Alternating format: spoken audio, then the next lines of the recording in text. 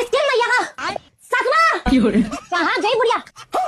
अच्छा यहाँ बैठी है सिंहासन पर। क्यों भाई बुढ़िया क्या बोला था? मेरा बेटा हिला हिला।